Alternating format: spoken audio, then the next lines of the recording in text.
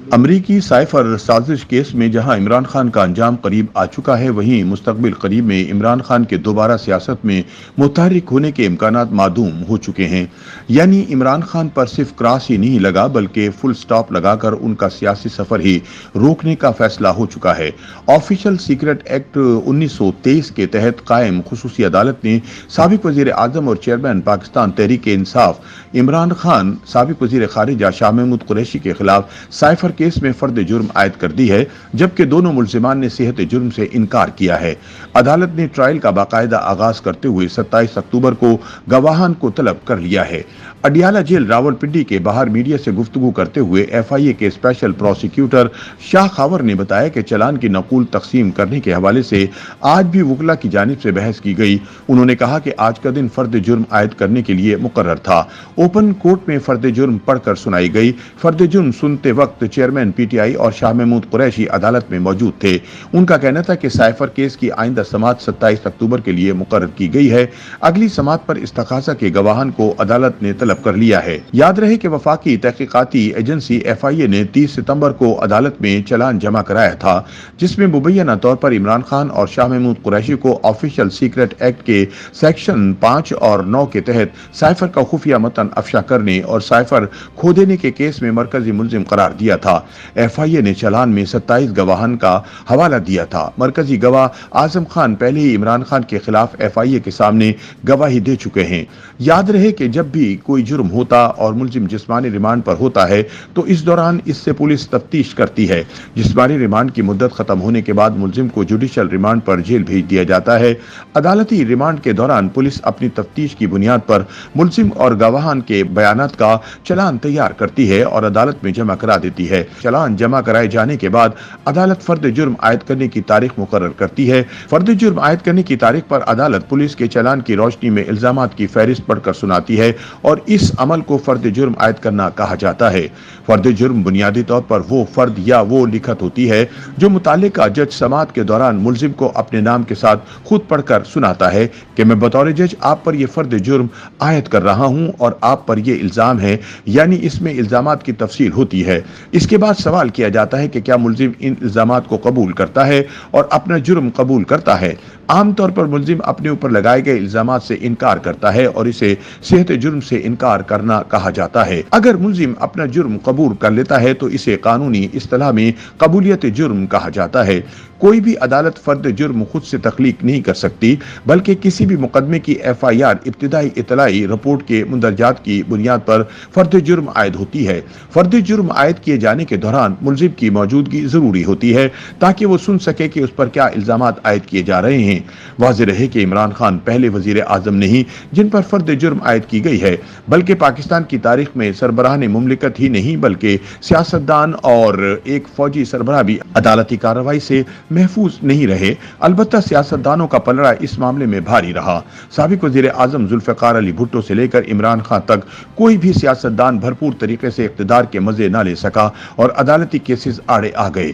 ذوالفقار علی بھٹو 1973 سے 1977 تک پاکستان کے وزیر اعظم رہے۔ اقتدار سے ہٹائے جانے کے بعد ذوالفقار علی بھٹو کے خلاف کئی کیسز دائر ہوئے، قتل کی سازش کے الزام میں گرفتار ہوئے، فرد جرم عائد ہوئے، ٹرائل ہوا اور بالآخر پھانسی کی سزا سنا دی گئی۔ اقتدار سے ہٹنے کے 2 سال بعد انہیں تخت دار پر لٹکا دیا گیا۔ اپنے والد کے بعد جب بے نظیر بھٹو پاکستان کی وزیر اعظم بنی، اقتدار میں آنے سے پہلے ہی وہ 2 مرتبہ گرفتار ہوئیں، ایک بار 90 دن کی نظر بندی جبکہ دوسری مرتبہ ریلی سے گرفتاری ہوئی۔ دونوں بار حکومت ختم ہونے کے بعد انہیں اپریل 1999 میں کرپشن کے جرم میں 5 سال قید کی سزا سنائی گئی اور نااہل قرار دے دی گئی، لیکن وہ بیرون ملک ہونے کی وجہ سے گرفتاری سے بچ گئیں۔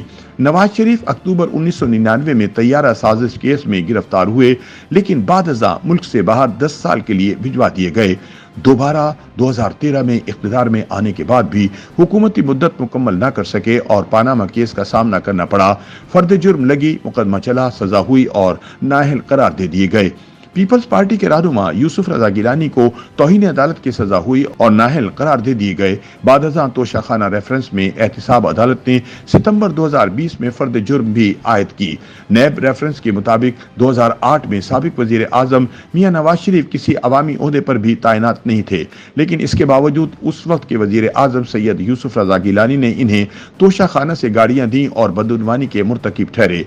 पीपल्स पार्टी के साबिक वजीर आजम राजा परवेज अशरफ पर रेंटल पावर प्लांट्स में खुर्द-बुर्द का इल्जाम था, जिस पर नैब ने उनके खिलाफ कार्रवाई की। उन पर रेंटल पावर केस में 2014 में, जबकि नंदीपुर रेफरेंस में मार्च 2019 में फर्द जुर्म आयद हुई। कैपको स्कैंडल जिसमें गैर कानूनी भर्तियों का भी इल्जाम था, 2017 में राजा परवेज अशरफ पर फर्द जुर्म आयद की गई।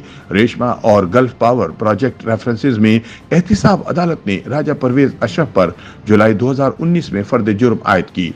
मुस्लिम लीग नून के दौर में पाकिस्तान में तवानाई के बहरान पर काबू पाने के लिए कतर से LNG गैस बरामद करने का फैसला किया गया था। साबिक वजीर आजम शाहिद खाकान अब्बासी के खिलाफ नैब ने LNG रेफरेंस बनाया कि LNG मंसूबे में करप्शन की गई, जिसमें शाहिद खाकान अब्बासी और मिफ्ता इस्माइल मुलविस हैं। इसके बाद एहतिसाब अदालत ने नवंबर 2020 में शाहिद खाकान अब्बासी पर फर्द जुर्म आयद की, जबकि PSO में गैर कानूनी भर्तियों के खिलाफ केस में अगस्त 2020 में फर्द जुर्म भी आयद की गई। साबिक वजीर आजम इमरान खान पर इख्तिदार खत्म होने के बाद 100 से ज्यादा मुकदमात बनाए गए, जिनमें संजीदा नौयत के मुकदमात में Toshakhana case, Al-Qadir trust case, cipher official secret act case, उनके खिलाफ 9 मई 2023 के वाकया से मुतालिक भी केसेस दर्ज हैं। तोशाखाना केस में रवां बरस 10 मई को इमरान खान पर फर्द जुर्म आयद की गई। 23 अक्टूबर 2023 को सरकारी दस्तावेज अमरीकी साइफर को सियासी मकासद के लिए इस्तेमाल करने के इल्जाम में ऑफिशियल सीक्रेट एक्ट के तहत साबिक वजीर आजम इमरान खान पर फर्द जुर्म आयद कर दी गई। आसिफ अली जरदारी पाकिस्तान के सदर रह चुके हैं और इन्हें भी इख्तिदार के बाद कई करप्शन केसेस और नैब रेफरेंसेस का सामना करना पड़ा। इख्तिदार से कबल कई बरस जेल भी काटी। तोशाखाना रेफरेंस में कई बार एहतिसाब अदालत में पेश हुए और फर्द जुर्म भी आयद हुई। ट्रायल चलता रहा, जो बाद में नैब तरमीम के बाद वापस हो गया था, लेकिन सुप्रीम कोर्ट के फैसले के बाद रेफरेंस बहाल हो गया। नैब रेफरेंस के मुताबिक सदर आसिफ जरदारी ने गाड़ियों की सिर्फ 15% कीमत अदायगी के बाद ये गाड़ियां जाती इस्तेमाल के लिए हासिल की। इन गाड़ियों के लिए रकम की अदायगी भी जाली अकाउंट्स के जरिए की गई थी। साबिक फौजी सरबराह और साबिक सदर जनरल रिटायर्ड परवेज मुशर्रफ पर 3 नवंबर 2007 की इमरजेंसी और आइन शिकनी के जुर्म में आर्टिकल 6 का मुकदमा दर्ज किया गया था, जिसमें फर्द जुर्म आयद की गई और मुकदमा चलाया गया था। खुसूसी अदालत ने परवेज मुशर्रफ को आर्टिकल 6 के मुकदमे में फांसी की सजा सुनाई थी, लेकिन परवेज मुशर्रफ बीमारी के बायस मुल्क से बाहर चले गए और मौत वाक़ होने के बाद उनकी मैयत पाकिस्तान लाकर तदफीन की गई। YouTube पर गूगली न्यूज देखने के लिए youtube.com की सर्च बार में गूगली न्यूज TV टाइप करें। गूगली न्यूज के पेज पर सुर्ख रंग के सब्सक्रिप्शन वाले बटन पर क्लिक करना ना भूलिए। YouTube पेज पर अपलोड होने वाली वीडियोस से बाखबर रहने के लिए बेल आइकन पर क्लिक कीजिए। आपको हर नई वीडियो के बारे में नोटिफिकेशन मौसूल हो जाएगा।